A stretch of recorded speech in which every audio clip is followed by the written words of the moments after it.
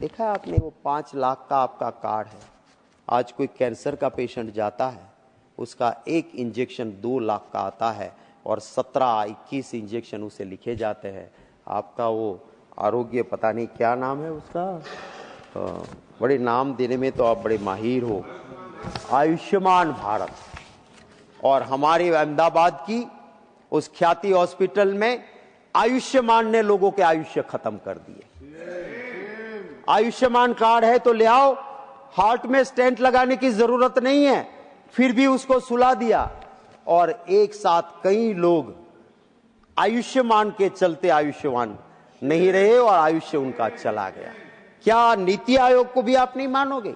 नीति आयोग ने, आज आप एक बार कह रहे हो कि आयुष्मान से सब सलामत है, नीति आयोग कहता है 48 to 50% आज लोग अपनी जेब से पैसे देते हैं। नहीं सर, इस देश जब आजाद हुआ, देश में सुई नहीं बनती थी सर। देश में बाहर से PL 480 गेहूं लाने पड़ते थे, पर आने वाली सरकार ने अंग्रेजों को सिर्फ गाली देने का काम नहीं किया कि मित्रों क्या करें, अंग्रेजों ने खड्डे खोड़े हैं, हम कुछ नहीं कर सकते हैं। उन्होंने काम किया, जहां सुई नहीं बनती थी हवाई जहाज बनने लगे, जहां पे बाहर से गेहूं लाना पड़ता था वहां धन दान के भंडार बना दिए। ग्रीन रेवोल्यूशन हुआ, काम करके दिया सर। दूसरे को गाली, अभी इतने साल के बाद भी कांग्रेस को गाली दोगे? आप ही नहीं करोगे कुछ, कहां जाएंगे सर? 1956 नेशनलाइज किया लाइफ इंश्योरेंस का, पंडित जवाहरलाल नेहरू जी थे, और उसके बाद हर गांव में LIC पहुंची, लोगों को सुरक्षा मिली। 1972 इंदिरा जी ने जनरल इंश्योरेंस का नेशनलाइजेशन किया। सर आप देखिए तो सही, वो सरकार कदम किसके लिए उठाती थी? वो एक वक्त था कि बैंक के दरवाजे पास अगर कोई चप्पल पहना हुआ है, फटे कपड़े वाला दिखता था तो शक की निगाहों से दिखा जाता था और उसको पकड़ के सिक्योरिटी ले जाती थी। वहां बैंकों का नेशनलाइजेशन करके बैंकों के दरवाजे आम हिंदुस्तानी गरीब किसान के लिए खोल दिए, वो काम किया है। सर आप उल्टा कर रहे हो उससे। आप 100% FDI लाके जो नेशनलाइज की हुई लाइफ इंश्योरेंस, नेशनलाइज किया हुआ जनरल इंश्योरेंस कंपनीज, इनको आप खत्म कर दो, और इससे हो सकता है कि आपकी FDI से, माने बिल का जो हिंदी इंग्लिश मिक्स वाला नाम है उसके हिसाब से तो यही लगता है कि FDI सबका बीमा और FDI सबकी सुरक्षा। तो क्या FDI ही रक्षा करेगी? आप क्या करोगे? अरे आप स्ट्रेंथन करो अपने उन पब्लिक सेक्टर्स को जो प्रॉफिट ओरिएंटेड नहीं है, जो सर्विस ओरिएंटेड है, उनको स्ट्रेंथन करिए आप, तब हम कहेंगे कि आप एक सही काम कर रहे हो। सर मैं हमारे वित्त मंत्री जी से कहना चाहता हूं, आप 100% FDI लेके जब आ रहे हो और आप बार बार कहते हो इससे लोगों का कल्याण हो जाएगा, पता नहीं ये सरकार 10, 15, 20 साल के बाद का ख्वाब आज दिखाती है। उसी में कहते कि 48 में सबका बीमा हो जाएगा। तो भाई आज ही सब जोखिम में जी रहे हैं, आप चिंता करो उसकी कि आज तो लोकतंत्र का बीमा लेने की जरूरत, संविधान का बीमा लेने की, ये नौबत के बीच में हम सब जी रहे हैं।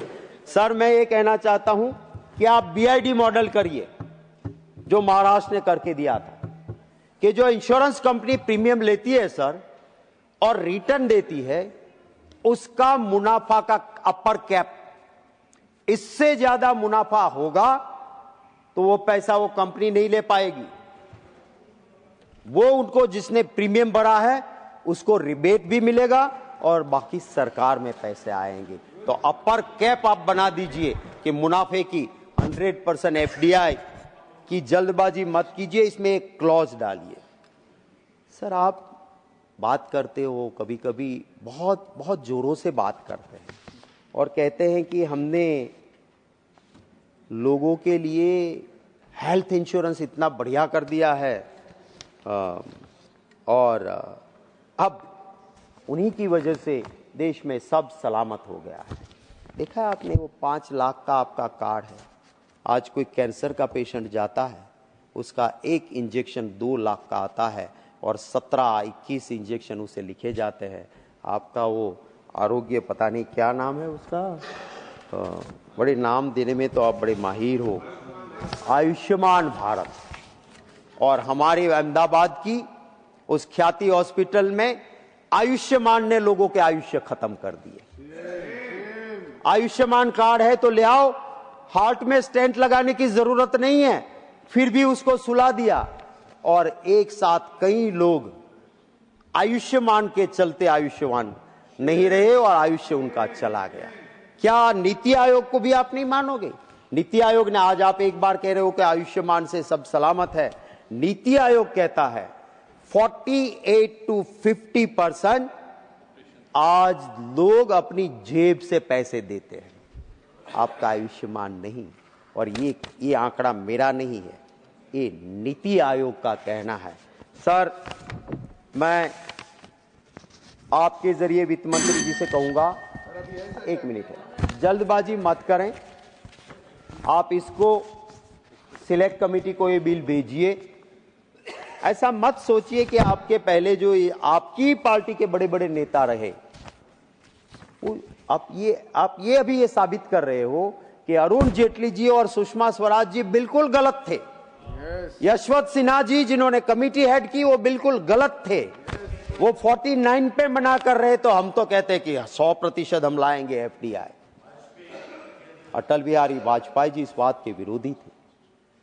तो क्या आप कौन सी, आप जहां से आपके विचार निकलते हैं ऐसा माना जाता है, वो आरएसएस भी इसके खिलाफ है, उसकी भगिनी संस्थाएं विरोध कर रही है।